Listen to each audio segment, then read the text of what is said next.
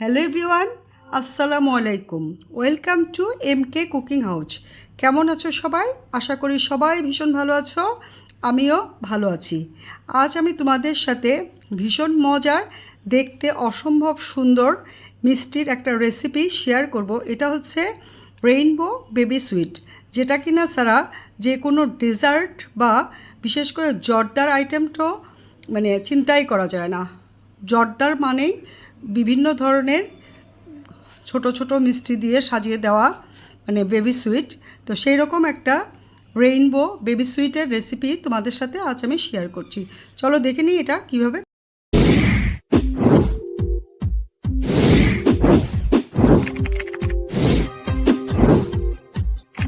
1 KG দুধের ছানা নিয়েছি। এই ছানাটা আমার 1 কাপের চেয়ে একটু কম হয়েছে।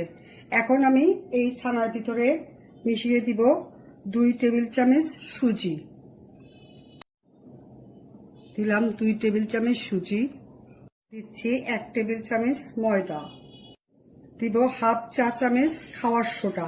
এটা কিন্তু বেকিং পাউডার না, খাওয়ার সোডা। এখন আমি এই সবগুলো উপকরণ খুব ভালো করে মিক্সড করে নিব। ছানার মিশ্রণটা খুব ভালোভাবে মেখে নিতে হবে। এটা হাত দিয়ে ঘষে ঘষে এইভাবে মিক্সড করতে হবে। এটার মধ্যে যেন কোনো দানা বা লাম্পস না থাকে, সেদিকে খেয়াল রাখতে হবে। এখন আমি এটার ভিতর দিয়ে দিব 2 টেবিল চামচ ঘি, মল্টেড ঘি দিয়ে দিচ্ছি এটার মধ্যে। এখানে বাটার বা তেলও দেওয়া যাবে। অনেকে মনে করে তেল দিলে তেলের গন্ধ হয়, আসলে এটা ঠিক কথা না। ঘি, তেল বা ডালডা যে কোনো জিনিসই এখানে ইউজ করা যেতে পারে। এখন এটা আমি আবার খুব ভালোভাবে মেখে নিব।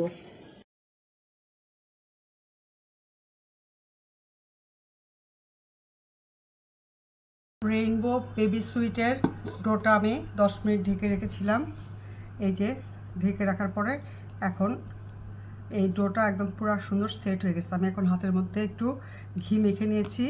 এখন এটা আমি 4 ভাগ করে 4 রঙের কালার মেশাবো। তারপরে এটাতে আমি ছোট ছোট করে বেবি সুইটগুলো বানিয়ে নিব।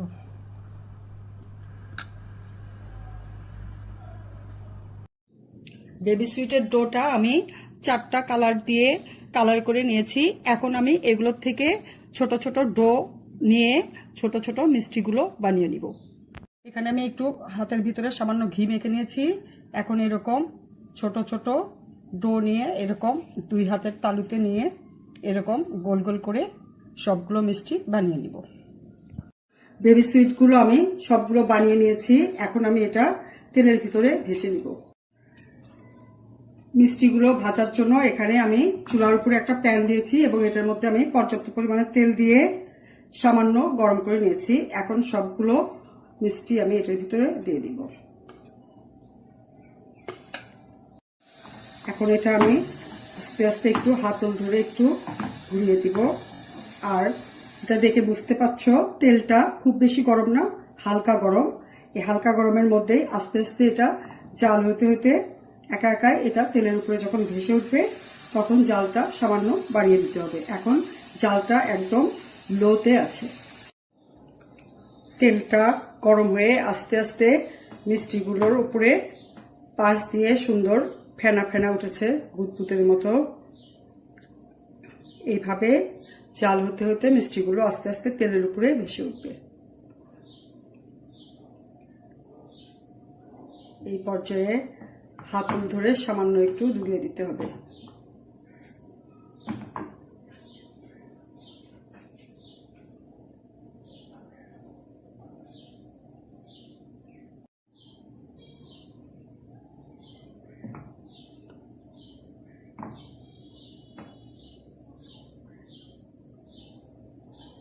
আস্তে আস্তে দেখো মিষ্টির পাশ দিয়ে ছোট ছোট বুদবুদ দেখা যাচ্ছে। মিষ্টিগুলো দেখো আস্তে আস্তে আরো বড় হচ্ছে এবং তেলের মধ্যে কিছুটা ভেসে উঠেছে।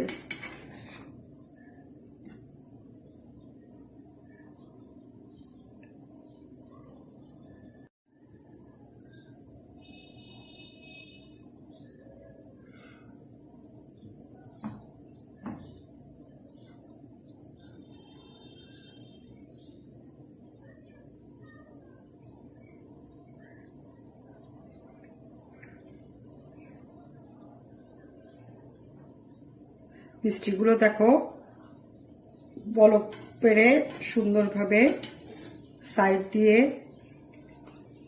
ফেনার মতো হয়েছে। আর মিষ্টিগুলো দেখবা কিছুক্ষণের মধ্যে এটা তেলের উপরে ভেসে উঠবে আর সুন্দরভাবে ভিতর পর্যন্ত এটা ভাজা হবে। এই পর্যায়ে আমি একটু নেড়ে দিব। এটা কাঁটা চামচ দিয়ে নাড়তে হবে সাবধানে, যেন ভেঙে না যায়। এখনো এটা নরম আছে।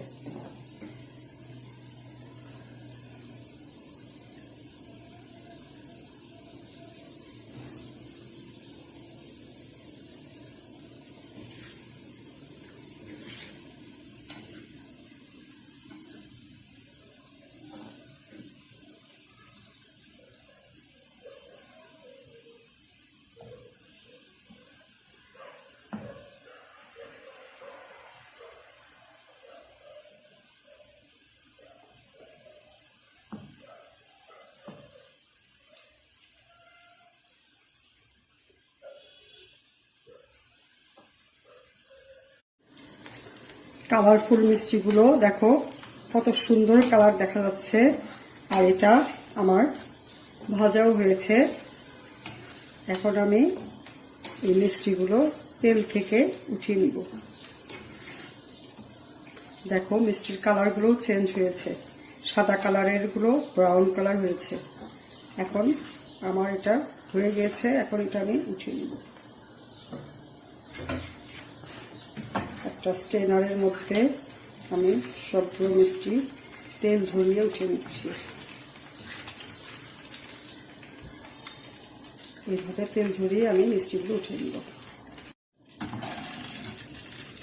শুধু লাল কালারের মিষ্টিগুলো আমি কয়েকটা রেখে দিব। এগুলো একদম কালো চামের মতো করে আমি ভেজে নিব, যেন এটা কালো কালার হয়।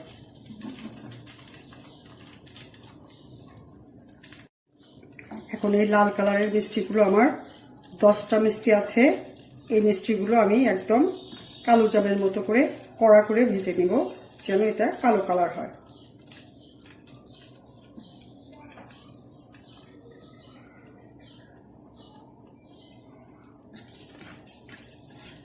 এটা আস্তে আস্তে ভাজলে এটার কালারটা চেঞ্জ হয়ে যাবে।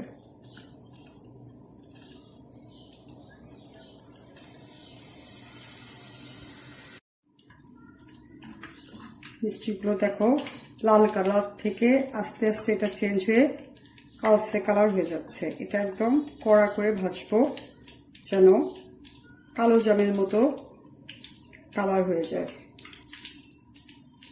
তাহলে এটা কালো মিষ্টি হবে।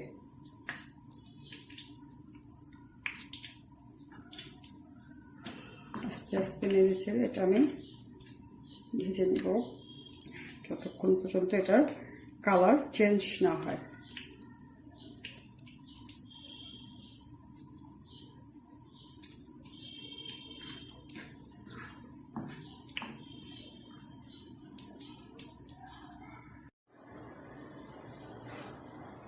দেখো এটার আস্তে আস্তে কালারটা চেঞ্জ হয়ে যাচ্ছে। আরও কিছুক্ষণ আমি এটা ভাজবো, একদম পুরাপুরি কালো কালার যখন হয়ে যাবে তখন আমি এটা তেল থেকে উঠিয়ে নিব।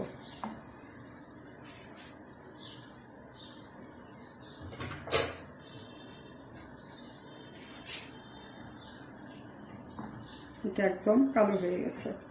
এখন এটা আমি তেল থেকে উঠিয়ে নেব।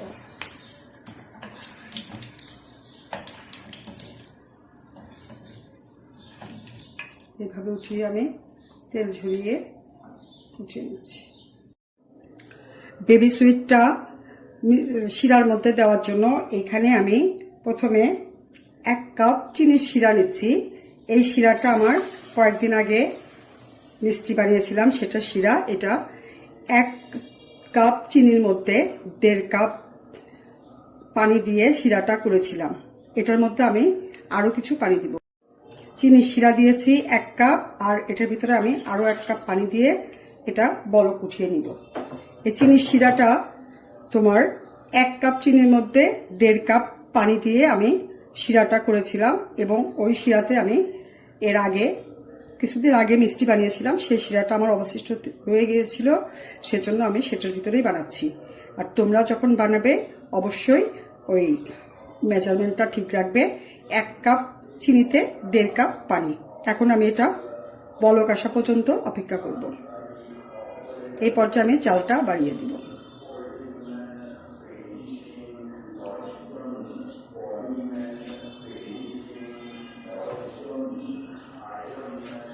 পানিটা আস্তে আস্তে বলক আসছে। এখন আমি পুরোপুরি বলক আসলে এটার ভিতরে আমি মিষ্টিগুলো দিয়ে দিব। আর তার আগে আমি চেক করে নিব এই মিষ্টিগুলো একদম ঠান্ডা হয়েছে, কুসুম কুসুম গরম আছে, হাতের মধ্যে শোয়া যায় এরকম গরম, হালকা গরম। এই পর্যায়ে আমি এই চিনি শিরার মধ্যে এগুলো দিয়ে দিব। শিরাটা বলক আসা পর্যন্ত আমি অপেক্ষা করছি। পরিপূর্ণ বলক আসলে আমি মিষ্টিটা দিয়ে দিব।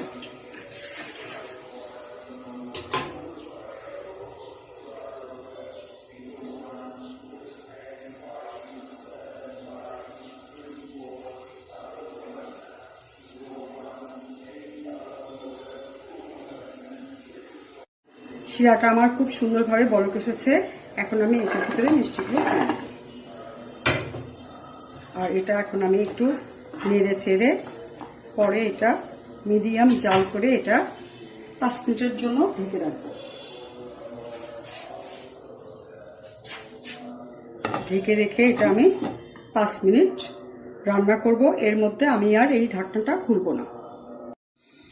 5 মিনিট পরে আমি ঢাকনা খুলে দেখছি মিষ্টিগুলোর কি অবস্থা। এই যে মিষ্টিগুলো দেখো একদম ফুলে আরো বড় বড় হয়েছে আর ভিতরে অনেকগুলো রস আছে। এখন আমি চুলাটা বন্ধ করে আবার এটা ঢেকে আধা ঘন্টার জন্য রেখে দিব।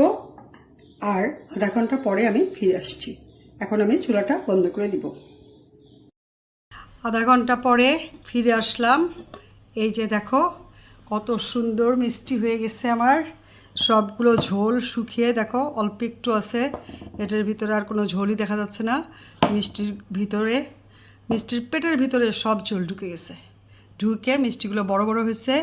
এখন একটা মিষ্টি আমি তুলে দেখাচ্ছি, দেখো ভিতরে কেমন হয়েছে। এই যে আরেকটা নেই, এই যে দেখো, অসাধারণ। দেখো দেখো, বাহ কি সুন্দর রেইনবো বেবি সুইট। এটা দেখে নিলে কিভাবে আমি তৈরি করলাম, দেখো কি অসাধারণ দেখাচ্ছে না? তো এটা তোমরা বাসায় ট্রাই করো। আর ভালো লাগলে প্লিজ আমাকে লাইক কমেন্ট শেয়ার করতে ভুলো না। আর যদি চ্যানেলে নতুন হও প্লিজ সাবস্ক্রাইব করো। আর যদি অলরেডি সাবস্ক্রাইব করে থাকো তাহলে অনেক অনেক ধন্যবাদ। সবাই ভালো থেকো। আল্লাহ হাফেজ।